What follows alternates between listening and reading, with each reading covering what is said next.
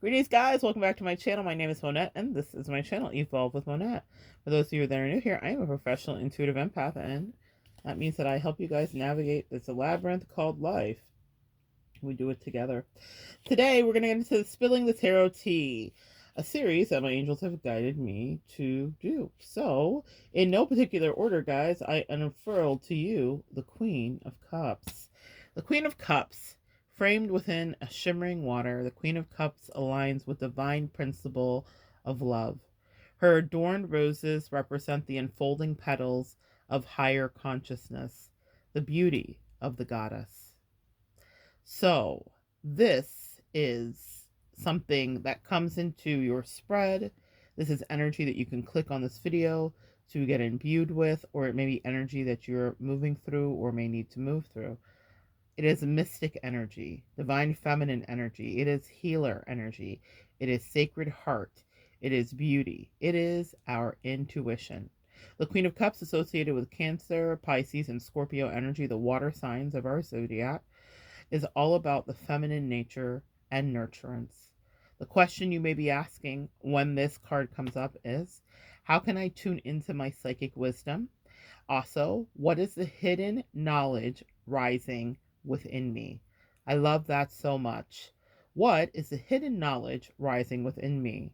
Within us all are hidden pockets of knowledge, and I feel like they get released at various times. And we go through different cycles of up leveling, and our intuition gets strengthened and tested and proven. I love the Queen of Cups energy because when she appears, this is the energy that you effortlessly move in. I create and express from divine wisdom would be your proclamation or your declaration. I harness my intuitive powers. The Queen of Cups channels and creates from the intuitive realms and is deeply attuned to wisdom of their heart.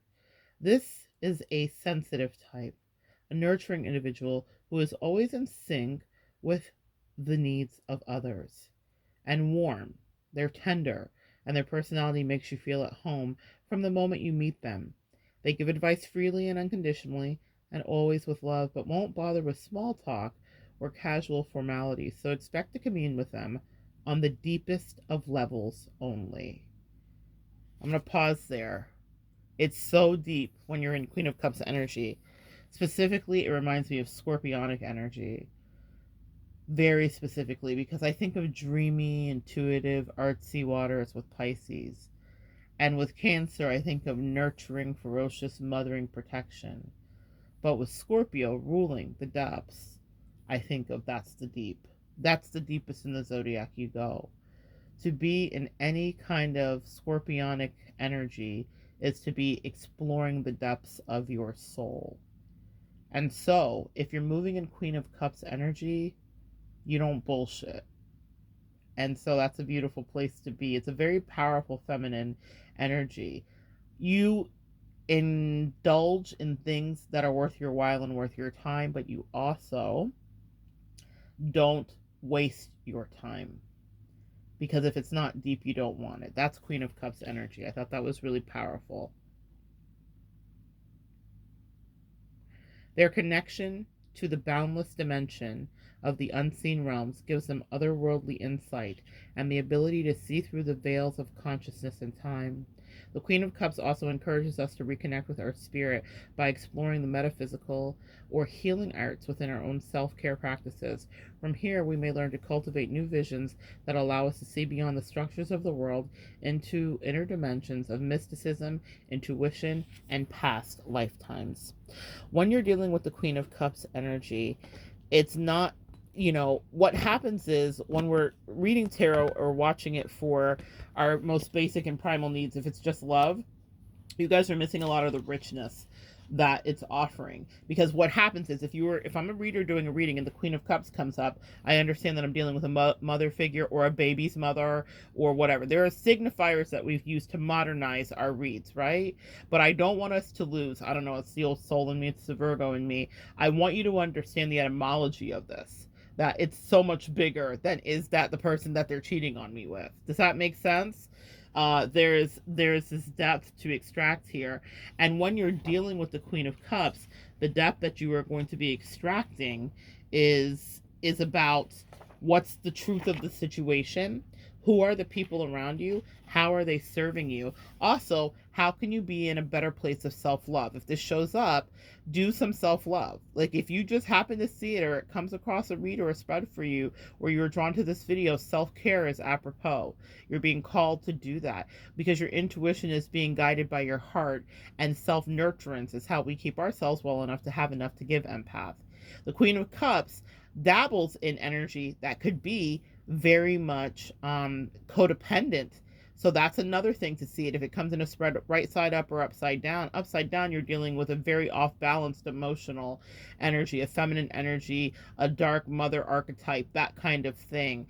So it's like few figures in the tarot kind of emit the feeling of home more than the Queen of Cups, because of the nurturing intuition, and because of the, fact that she's the one that you would speak to in a meditation, or on those days when you just need a hug from your mom, or on tough days. The Queen of Cups reminds you of your goodness, and it asks you to make your self-love more of a priority, because it's for your well-being, really.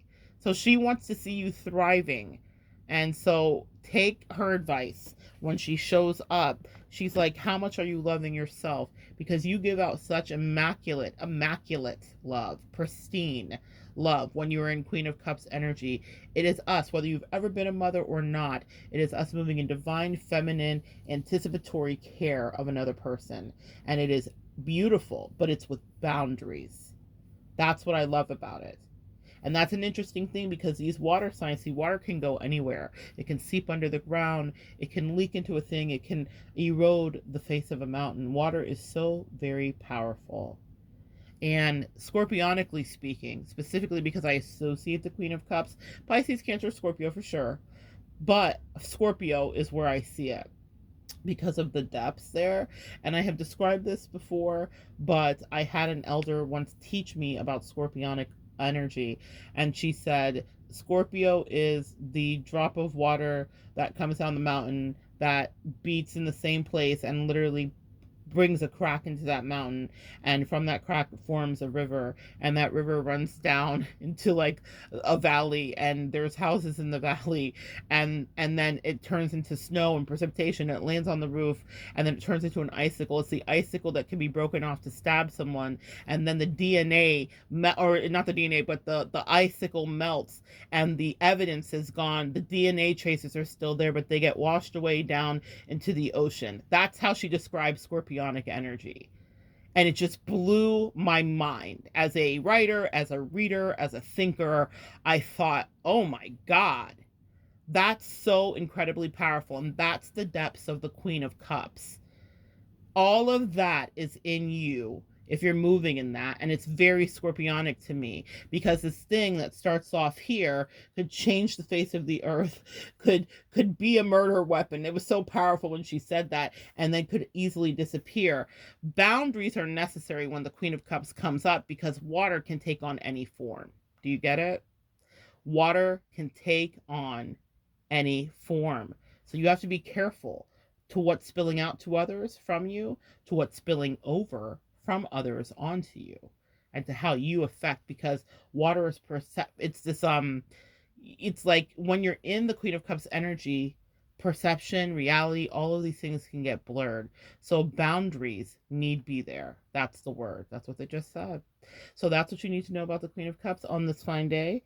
I've got clients coming up, so it's time for me to go away just for a bit, but I'll be back with more things to say. Y'all know me. Anyway, come back and join me next time. Thanks for sharing the tarot tea. Wasn't that good? I love that. I love getting a little bit deeper into the things that we may take for granted and that we may have used in a certain way. And they've just been on me about that. They're like, teach this, because there are principles and archetypes that you need to know. So that's the tarot tea on the Queen of Cups. She is here for self-love and for you to grow, but also so that there are boundaries, and so other people know that you are a resource, but a finite one. So take it slow. Come back and join me next time, guys. We'll continue to evolve together.